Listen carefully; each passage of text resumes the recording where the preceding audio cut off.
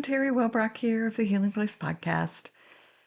Hope you're having a wonderful day. It's gorgeous here on Hilton Head Island, South Carolina, where I live. Looking out the window right now from my office at the Spanish Moss. Just swaying. I hear a thunderstorm kind of way off in the distance. It's starting to roll in, which happens on island. Sometimes it'll be in the distance and never quite get here. I think the ocean, the way the currents and winds work, that it keeps it at bay, so we can hear it. But right now the sun is shining and it's absolutely glorious out there. It's hot, but absolutely beautiful. So hope you are having a beautiful day as well. What did I want to share with you? Something I was going to tell you something. Oh, so my daughter, I have 3 kiddos, and my youngest, who just graduated from high school and is getting ready to head off to college to become a pilot, which is really cool because only 7% of pilots in the United States, at least, are women. So she has been working on her private pilot license and studying. So impressed with this kid. Working 2 jobs in the summer, studying for this, flying in her free time. Well, she went to take her private pilot exam today and got to the airport, and yep, everything was shut down because of this big IT global Microsoft issue, I guess. I haven't read a whole lot on it, but she got there and they said, yeah, our systems are just shut down here at the airport. So kiddo had to turn around and come back home. So we took her out to lunch to, anyway, celebrate all of her hard work, even though she wasn't able to take the test. So now she just gets to study a little bit more and hopefully get this in before she heads off to college. And walk in with her private pilot license. So the reason I'm bringing this up is I still am doing, I'm a licensed broker in the state of South Carolina, but I also can add other states in. So if you are a pilot, or you know of a pilot, or know anyone who might need some guidance, financial guidance as a pilot, a lot of times insurance policies, life insurance policies, will exclude those who fly airplanes. So, but I have some products that can help with that. So yes, have them go to, or if you're a pilot and need it yourself, or if you know someone, have them go to TeriWellbrock.com. It's TeriWellbrock.com. And then there's a tab that says request a quote, and you can put down at the bottom pilot, and then I'll know that we'll need to look at that specific. I have access to 30 different companies. So yes, if you need life insurance in general, or mortgage protection insurance, investment, college savings for your kids, annuities, all kinds of fun stuff. So basically financial health.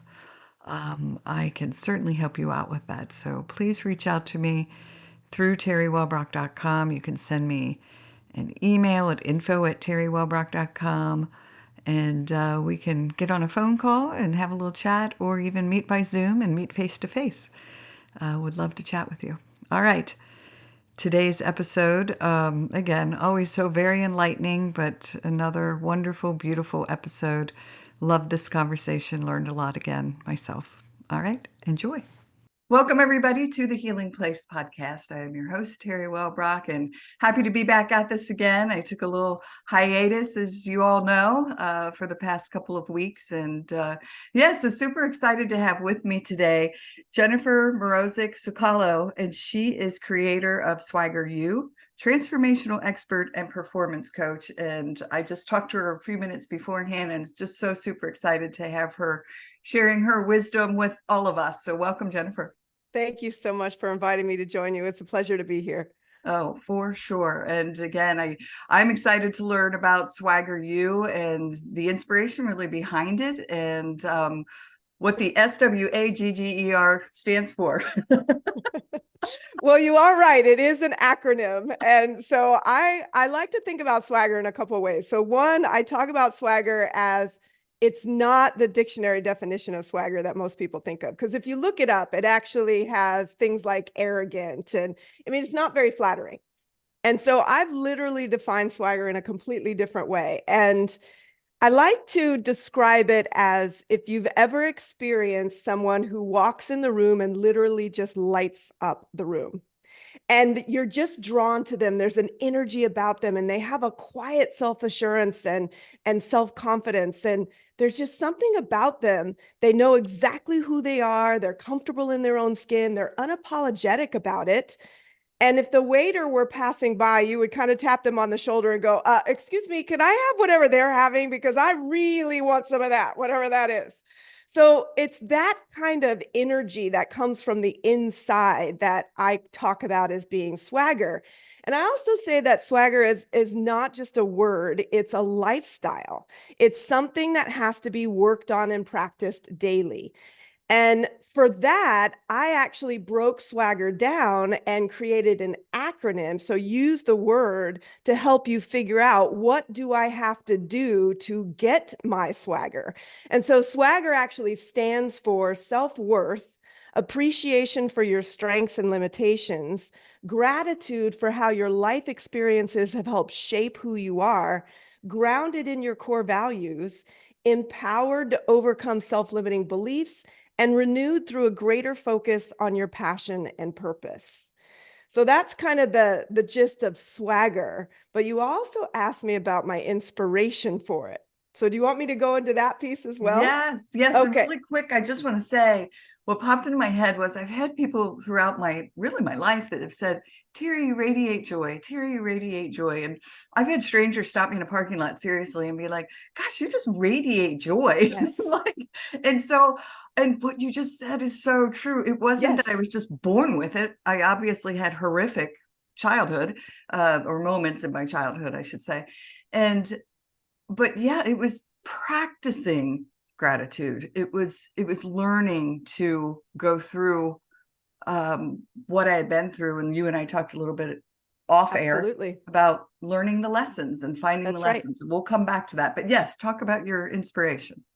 So there's about three different places that I say that I've kind of been inspired, or that have inspired me to kind of go in this down this path and to create swagger and the book Claim Your Swagger. And the first one was my work with cancer survivors. So when I worked with cancer survivors, I was coaching them, and I found that when they're in treatment, surviving treatment becomes their whole life. They can't focus on anything else. And once they get past that, they are fundamentally changed by the experience. They can't go back to who they were before, and they really don't know where to go from here. And I always wanted to help them see cancer as the spark that creates the rest of their life instead of something they survived. But then when I looked at that further, I also recognized that that's not unlike any of us when we're going through any kind of traumatic experience in our own lives. So it's not just about cancer survivors, it's about helping people learn to get through and survive those experiences in their lives, take from them, and become that much better for them. And so that was one of the early inspirations for it. Another one of the inspirations was actually my older sister, who passed away when she was only in her 30s. And I always wondered if I had been able to help my sister kind of see how amazing she already was, that she didn't have to be somebody she wasn't. She didn't have to try and please everybody else. She always seemed to be one of those people who was looking for external reasons or external ways to be happy, couldn't figure out how to be happy herself. And I just wondered if I'd been able to help her when she was still here, would she still be here? And so I wasn't able to help my sister, but I am able to help millions of people today. And that's what I'm trying to do. And then the third piece was my experience as a global leadership consultant. And I spent the past 12 years or so traveling the globe, working with aspiring leaders all the way up to the C-suite of organizations. and designing and facilitating and delivering workshops, experiential learning programs. So we learn best by doing. When we do things instead of being told what the answers are, when we come up with the answers and solutions ourselves. And so I really wanted to take all of that knowledge and what I saw when I saw those light bulb moments happening for those leaders, and how could I package all of that, plus what I learned with my sister and the cancer survivors, and put it into a program and a format that was applicable, doable, reachable for everyday people who don't have access to corporate trainers, who don't have access to some of this information. So that was kind of, and then obviously my own life, because I've gone through this and I live this and practice it every single day. So I literally practice what I preach every single day. Oh my gosh, I love it. And again, I love the idea of there's people out there. I see it every day. I hear it every day. What do I do? Yeah, I don't know what to do. And so they're just kind of standing stuck in the muck, as I say. They're that's just right. frozen, not knowing. And so when someone like you comes along and says, "Hey, take my hand and I'll help you take that step out of the muck. That's right. I'm not gonna do it I'm for not going to do you." it for you. That's right. Right. No, and that's the thing about Claim Your Swagger and the activities and the daily reinforcements in there. These are things you can do right now today. You can take a step right now today if you want to. But the first thing you have to do is decide that you want to.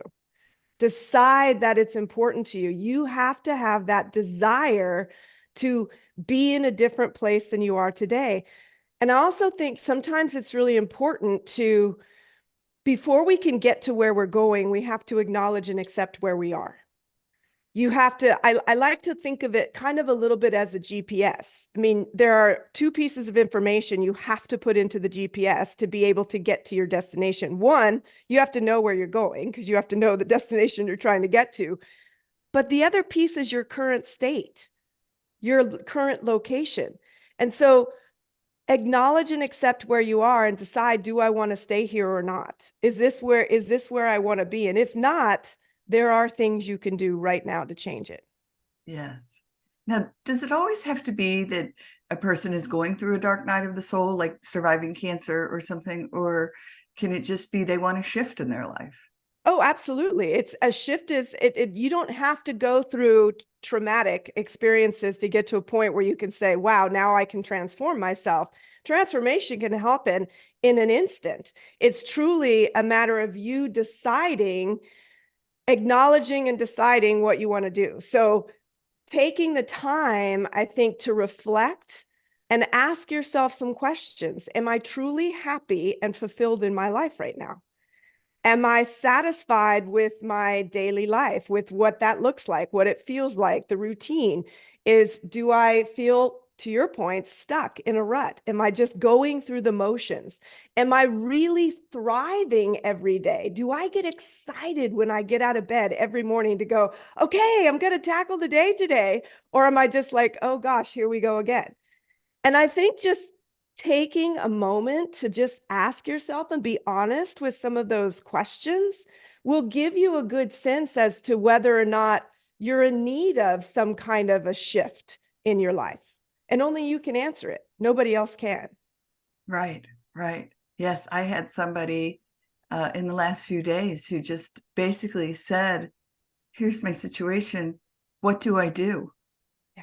And I was like, oh gosh, I could give you, like, I wrote up all these ideas, but it's like I I can't implement these. I can't Yeah. do this. I mean, I have some ideas and suggestions, but that's such a personal decision of how do I take that first step?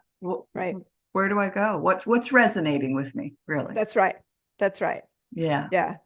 Well, on like when you go through this program, the self-worth, the appreciation, does it have to be done in a particular order, or can if somebody resonates with something and says, "Oh, wow, I really like the gratitude piece of it," or whatever piece of it, like that's what I want to work on.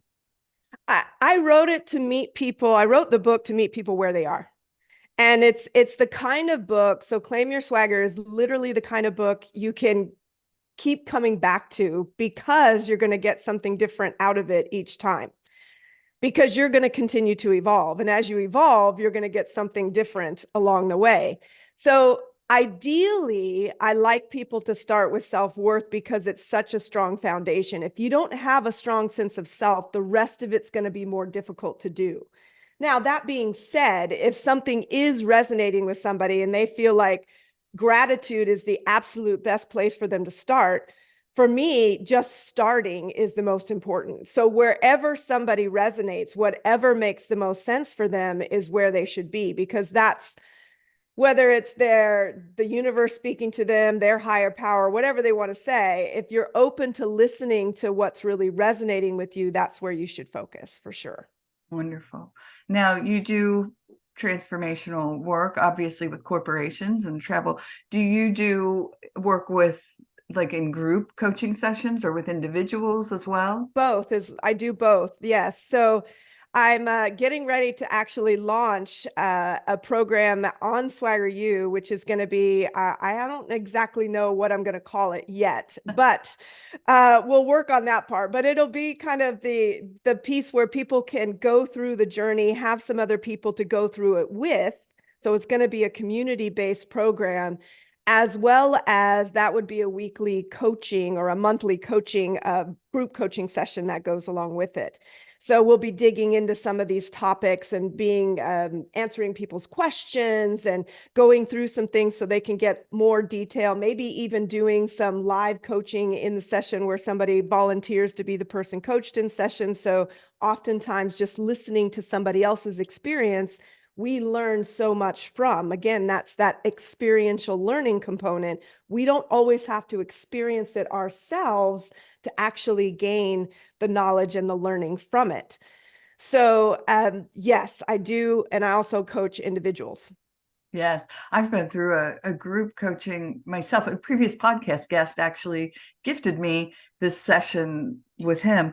And wow, it was such a cool experience. Like, you're Yeah. right, like having that community. And it really was such a powerful sense of community as we communicated with each other. And then it also, and I've talked about this a lot on the show, when we share our truths, all of a sudden we realize, oh, there's other people going, me too. And we don't feel so all alone. You don't feel so alone. You're going through it together. You almost become, when I did some of this deep work with leaders, I found that they really truly almost became like a family. Even though they walked into the session more as colleagues and walked out as like brothers and sisters. I mean, they literally became family because you're sharing some pretty personal things about yourself.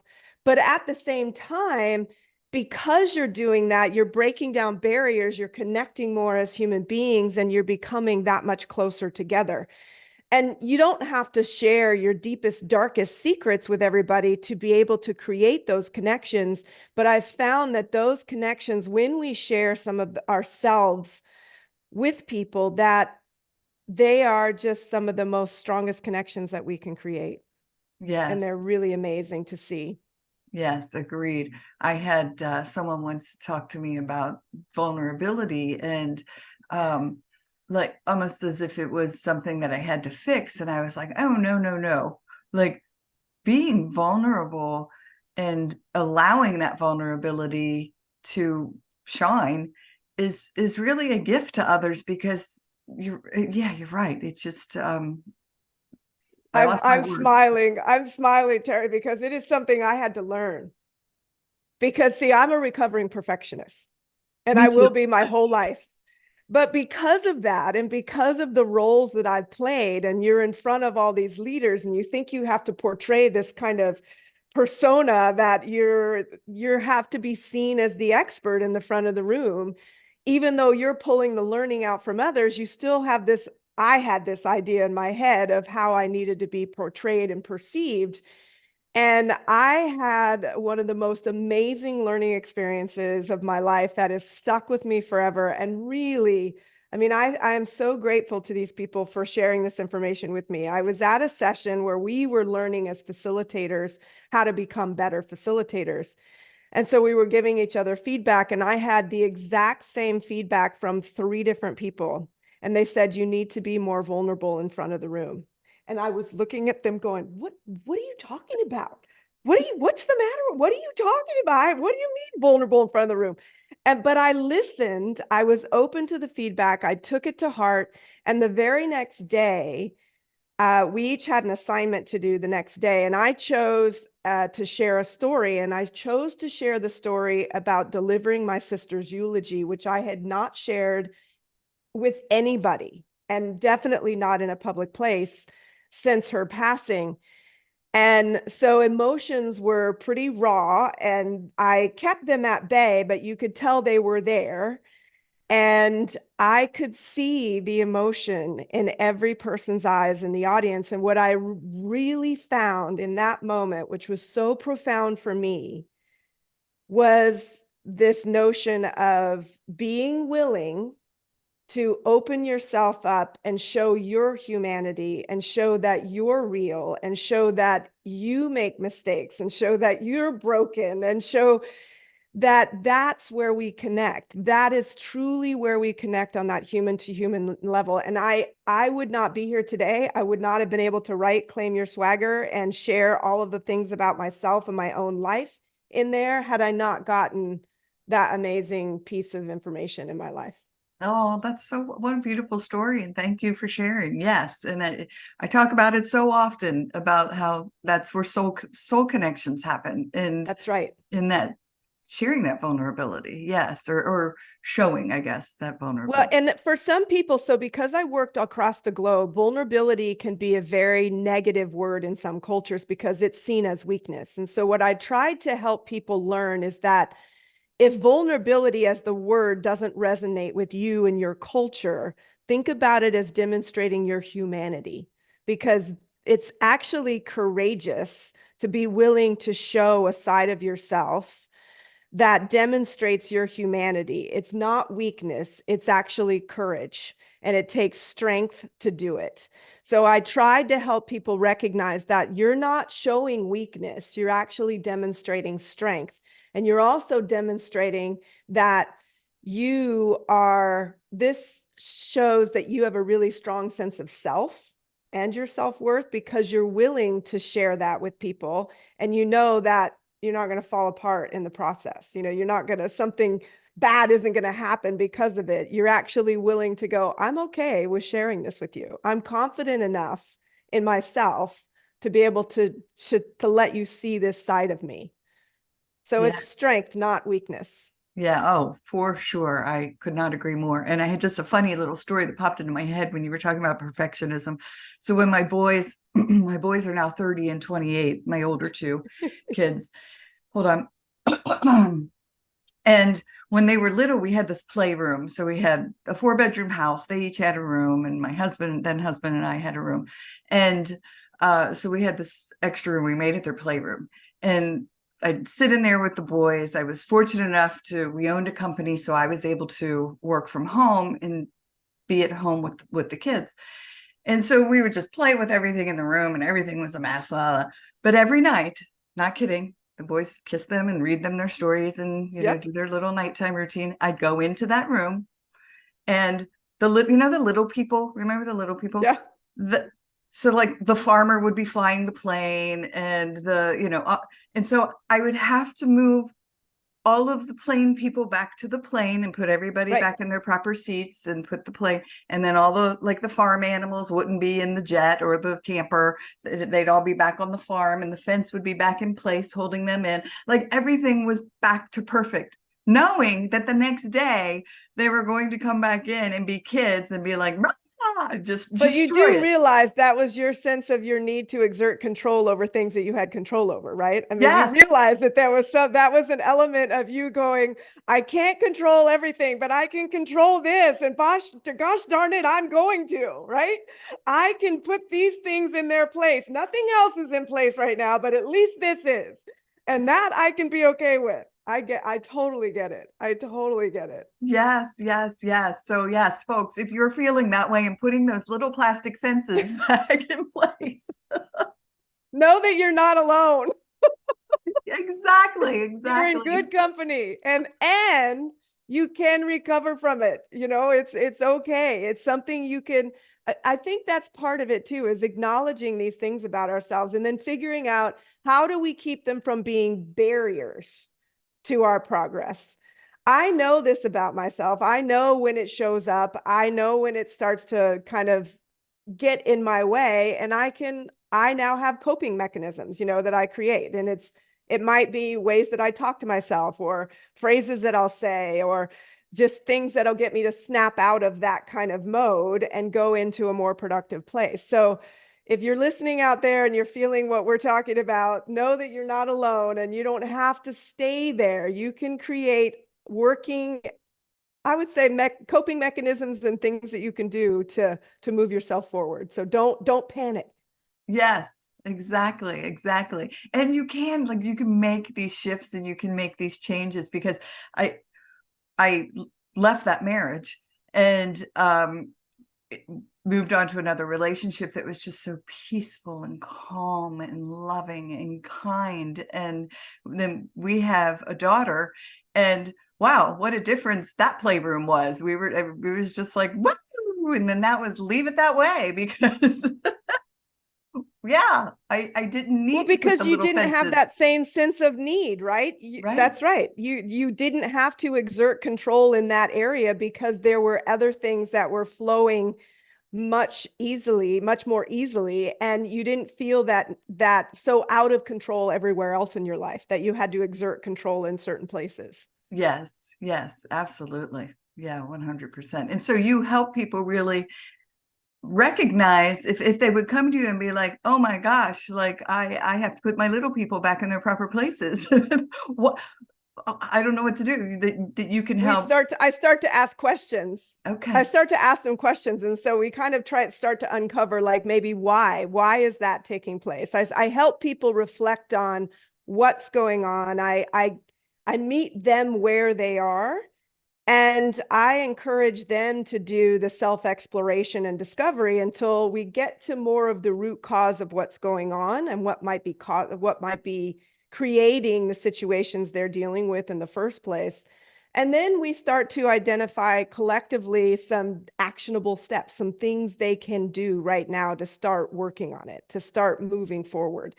And it could be like, even in Claim Your Swagger in the book, I talk about, when it comes to self-limiting beliefs, there's an exercise in there, a little routine, excuse me, that I call reps, REP, like doing reps in the weight room, if you will.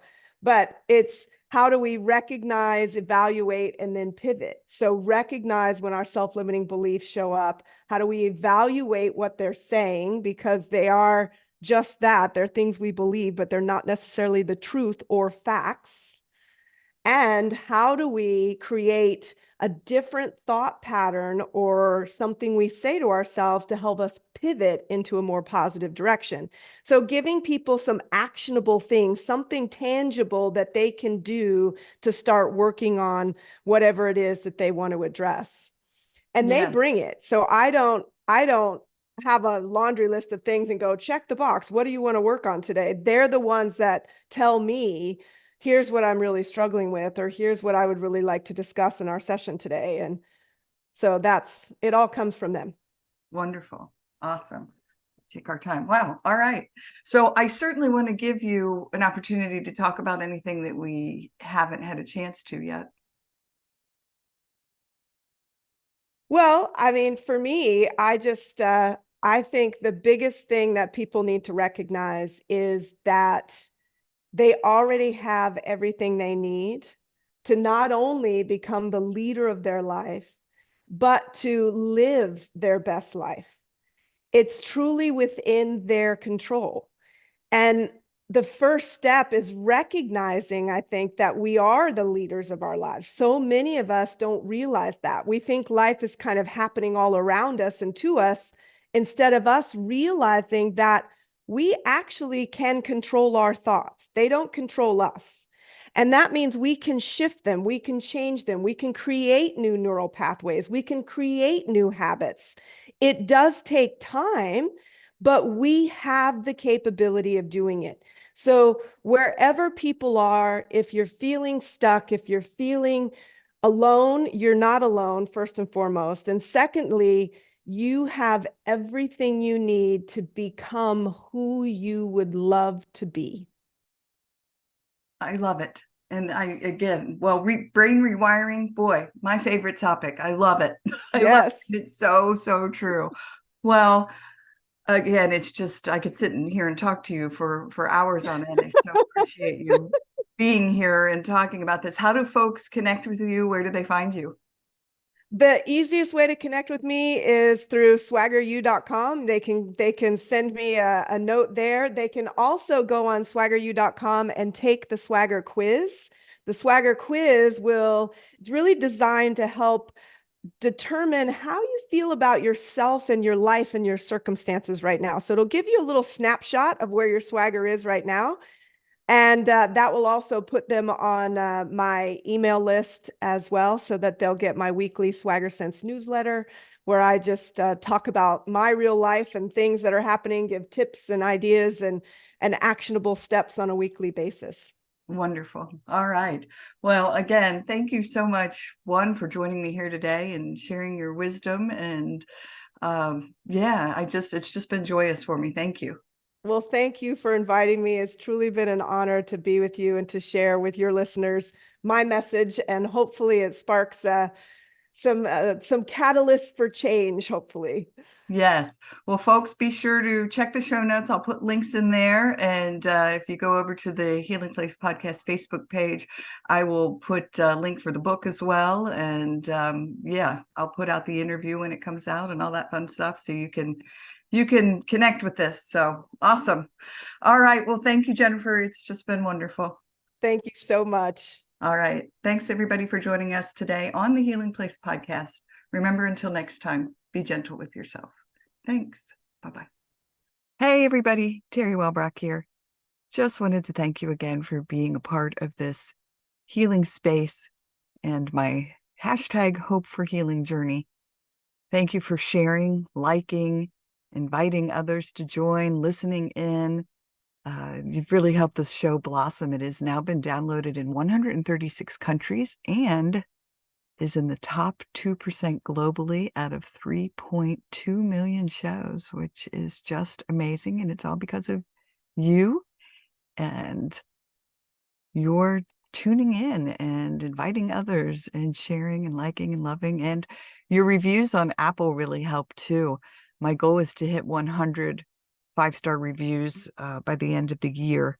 And I am closing in on that. So if you are listening in on Apple or Apple Podcasts, please go and rate the show and leave a review if you absolutely love it. And I would be most appreciative. Also, if you would like to receive my monthly Hope for Healing newsletter, please be sure to go to teriwellbrock.com. It's Teri, just one R, WELLBROCK.com.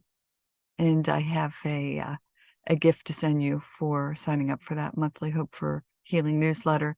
Plus, there are many other resources listed on that page, including a resource library.